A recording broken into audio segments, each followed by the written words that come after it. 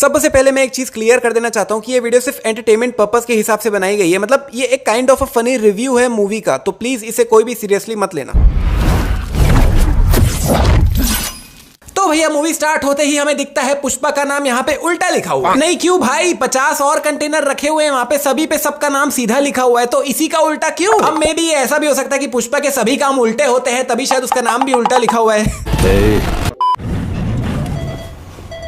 नहीं ठीक है, पुष्पा कंटेनर के अंदर इधर उधर हो रहा होगा, बदमाशी कर रहा होगा, बदमाश बॉय। अरे ये तो बदमाश है। लेकिन ओवरलोड लिख के क्यों आ रहा है भाई? ओवरलोड कैसे हो गया? नहीं, पहले ही कंटेनर के अंदर इतनी सारी जगह जहाँ पे कितनी सारी लकड़ियां आ सकती थी, वहां पे पुष्पा और उसके कुछ छुटर पुटर सामान पड़े हुए हैं। मतलब पहले ही कंटेनर में कम सामान रखा हुआ है, जहाँ पे और लकड़ियां रखी जा सकती थी वहां पे नहीं रखा हुआ है। मतलब पहले ही वेट कम है, तो फिर ओवरलोड क्यों लिख के आ रहा है भाई? और ये क्या कर रहा है भाई? नहीं खेल क्यों रहा है उसके साथ? और वो भी हटाओ। नहीं ठीक है, ओवरलोड हो गया, गाड़ी मैनेज नहीं हो रही है, लेकिन गाड़ी उठा के पीछे क्यों ले आया? नहीं वही रहने देता ना, गाड़ी को नहीं हो रहा है वहीं छोड़ देता पीछे लाने से, तो ऑब्वियस सी बात है गिरेगा ही सब। अभी ये पुष्पा वाला कंटेनर पीछे निकाल रहा है एंड उसी के साथ साथ उसके बगल वाला भी गिर रहा है, लेकिन वही दूसरे एंगल से देखने पे ये बगल वाले कंटेनर ऑलरेडी नीचे गिर चुके हैं, लेकिन ये अभी तक पुष्पा वाला कंटेनर ही निकाल रहा है। तो फाइनली कंटेनर नीचे गिर जाता है, उसके सारे सामान गिर के बाहर आ जाते हैं, लेकिन पुष्पा का है भाई? Where is Pushpa? पुष्पा तो नहीं गिरा। इनफैक्ट पुष्पा के साथ साथ अंदर उसका ही बहुत सारा और भी सामान था जो सब भी बाहर गिरा ही नहीं, लेकिन वही दूसरे एंगल से देखने पे काफी सारा सामान गिरा हुआ है। अब इस वाले एंगल पे एकदम ध्यान से देखने पे आप देखोगे कि यहाँ पे कोई भी पानी नहीं गिरा हुआ है जिसपे पुष्पा का रिफ्लेक्शन आने वाला है, लेकिन वही दूसरा एंगल से देखने पे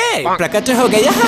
एंड अभी ये जो पानी है वो इस गेट के भी पीछे है, मतलब ये जो गेट खुला हुआ है उसके पीछे, लेकिन इस वाले एंगल से देखने पे गेट के आगे गिरा हुआ है। पुष्पा लिटरली 40 दिन से कंटेनर के अंदर था, बट कैसे? नहीं ठीक है, वो काफी कुछ इंतजाम करके ही अंदर गया था, लेकिन फिर भी अंदर के सामान देखने पे ऐसा कहीं से भी नहीं लग रहा है कि ये 40 दिन का है। मतलब 40 दिन कैसे पूरे गए इतना सा सामान? तो और भाई आयरन ही देखो, पुष्पा भाई के सामने 2 सिलेंडर पड़े हुए हैं और उसी के सामने बैठ के बीड़ी पी रहे हैं। सिलेंडर भी लाइक थैंक यू, आपका ये उपकार जिंदगी भर याद रहेगा मुझे। और तो और भाई कंटेनर के अंदर पहले लकड़ियां है और उसके बाद पुष्पा आगे बैठा हुआ, तो जब भी कंटेनर को उठाए होंगे, इधर उधर किए होंगे, थोड़ा टेढ़ा मेढ़ा हुआ होगा, हिला डुला होगा, तो लकड़ियां मतलब उसको परेशान नहीं की क्या? अबे ये लकड़ी है कि थर्माकोल? इतना ऊपर ऊपर तक क्यों फेंका रहा है? नहीं भाई, एक एक लकड़ी का वेट ऑलमोस्ट 50-50 किलो तक है, और ये वाला लकड़ी देखो कितना ऊपर तक उड़ा है। पहले ये पुष्पा से कुछ पूछता है जिसमें पुष्पा कोई जवाब नहीं देता, फिर ये पूछता है तब भी कोई जवाब नहीं देता, तब ये बोलता है इतनी अकड़, ये पक्का कोई इंडियन है। अरे अकड़ क्या भाई, 40 दिन से बंदा कंटेनर के अंदर है, उल्टा लटका हुआ है, बेहोश भी तो हो सकता है। ये कंटेनर इतना देर से आराम से ऊपर पड़ा हुआ था, लेकिन एकदम से पता नहीं क्या होता है, अपने आप नीचे गिर जाता है। जिसमें पहले ये कंटेनर इस के लाइन वाले कंटेनर के ऊपर पड़ा हुआ था, लेकिन बाद में दूसरे एंगल से देखने पे पता नहीं क्यों हवा में लटका हुआ है।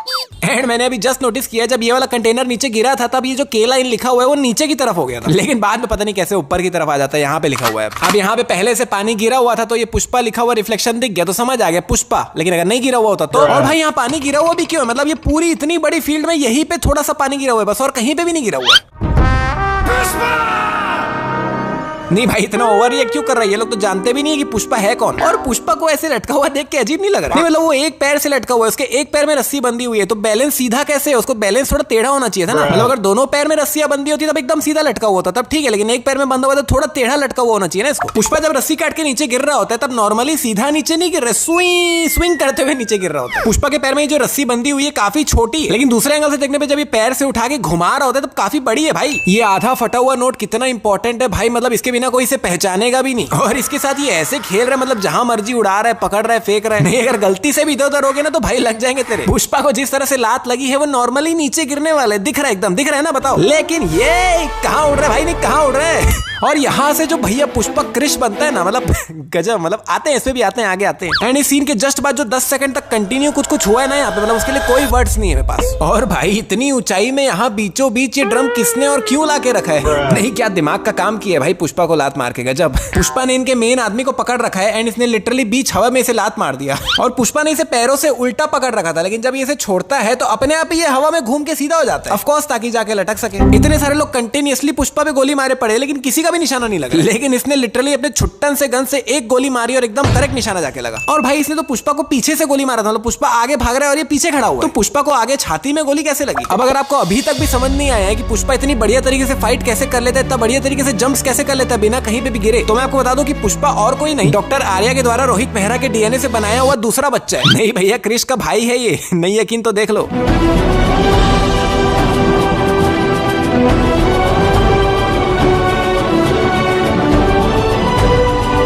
नहीं अगर अभी भी मेरे बात पे यकीन नहीं हो रहा तो आपने कृष्ण मूवी में देखा होगा, कृष्णा बचपन से ही हवा में उड़ने लग जाता है। सेम पुष्पा की स्टोरी है भाई, पुष्पा भी बचपन से ही हवा में उड़ने लग जाता है। नहीं यकीन तो देखो उसका फ्लैशबैक।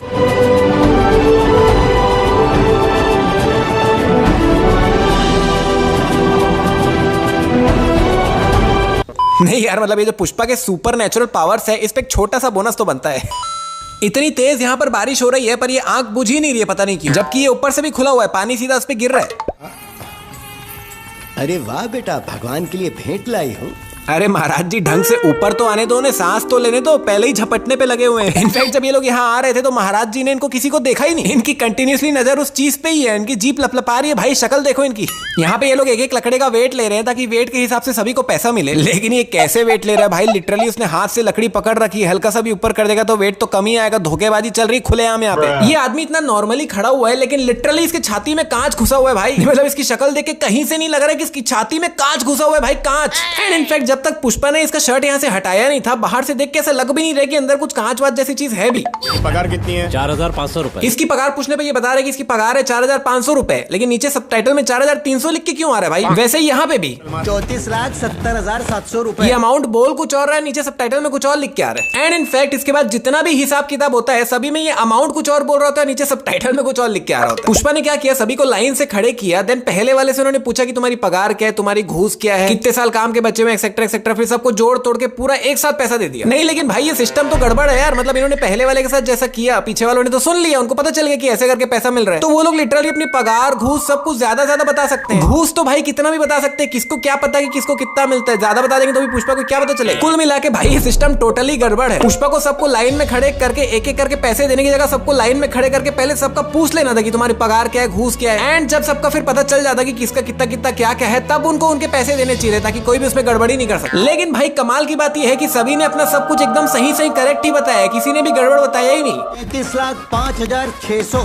और भाई सिर्फ यही एक बंदा है जिसका अमाउंट इसने भी सेम बोला है और नीचे कैप्शन में भी सेम लिखा है। लेकिन ऐसा क्यों? क्योंकि इनको कैलकुलेटर का शॉट दिखाना था जिसमें इनको अमाउंट दिखाना था। अब क्योंकि अमाउंट ही ये लोग सीन में दिखा रहे हैं, मूवी में दिखा रहे हैं, तब बोलने में और कैप्शन में अलग तो नहीं रख सकते, तो यहाँ पे सब सेम रखा है इन्होंने। वाह, इन्होंने सभी से उनके पगार घूस सब कुछ पूछे, लेकिन इनसे कुछ पूछे ही नहीं। ये बस आए, अपना नोटों का बोरी लिया और निकल गए, अपना पगार घूस कुछ बताया नहीं। इस एंगल से देखने पे पुष्पा के हाथ में ये जो ग्लास है उसमें कितनी कम ड्रिंक, लेकिन वही दूसरे एंगल से देखने पे थोड़ी ज्यादा है। ये सभी पुलिस वालों के इस्तीफे के पेपर देकर गया, लेकिन आप इन पेपर्स को ध्यान से देखोगे तो सभी पेपर्स खाली है। मतलब खाली वो ग्रीन पेपर है, अंदर कुछ भी नहीं लिखा हुआ है। पुष्पा इतना ज्यादा अमीर है लेकिन फिर भी इसके घर में ये डब्बा टीवी क्यों लगा हुआ है? इसके यहाँ तो वो महंगा वाला सैमसंग का चपटा टीवी लगा होना चाहिए जो एसपी के यहाँ भी नहीं लगा हुआ है। कुल्ला टीवी दिला रहे, वो सैमसंग का चपटा वाला। भाऊ इतना बड़ा टीवी तो एसपी सर के घर पे भी नहीं है। हेलीकॉप्टर जब यहाँ पे लैंड हुआ था तब यहाँ पे जो एच लिखा हुआ होता है उसके थोड़ा आगे लैंड हुआ था, लेकिन दूसरे एंगल से देखने पे एच पे ही खड़ा हुआ है। इनफैक्ट इस एंगल से देखने पे पीछे दूर दूर तक समुद्र ही दिख रहा है, सिर्फ समुद्र ही है और कुछ भी नहीं। लेकिन ऊपर के एंगल से देखने पे पीछे तो काफी कुछ है भाई। एंड मुझे एक चीज समझ नहीं आई, पुष्पा यहाँ पे इससे मिलने इस टेम्पो में क्यों आया? आई मीन ये इससे मिलने मालदीव्स आया हुआ है, तो जाहिर सी बात है अगर इससे मिलने आ रहा है यहाँ पे तो रेंट पे कोई टैक्सी में आएगा ना। एंड अगर खुद की गाड़ी खरीद के ही आना है तो कोई महंगी बड़ी गाड़ी भी खरीद सकता था, टेम्पो में क्यों आया? पुष्पा इससे 100 करोड़ कम लेता है एंड बदले में उससे उसका हेलीकॉप्टर ले जाता है। अरे भाई यार इतना महंगा नहीं आता है हेलीकॉप्टर, मतलब महंगा से महंगा हेलीकॉप्टर भी 70-80 में आ जाता है, वो भी अभी जिस टाइम की ये मूवी है तब तो रेट शायद और भी कम होगा। एंड ये लिटरली मालदीव से हेलीकॉप्टर में बैठ के इंडिया निकल गया, मतलब visa, passport, licence, permission etcetera कुछ भी नहीं लगा, सीधा बैठा और निकल गया।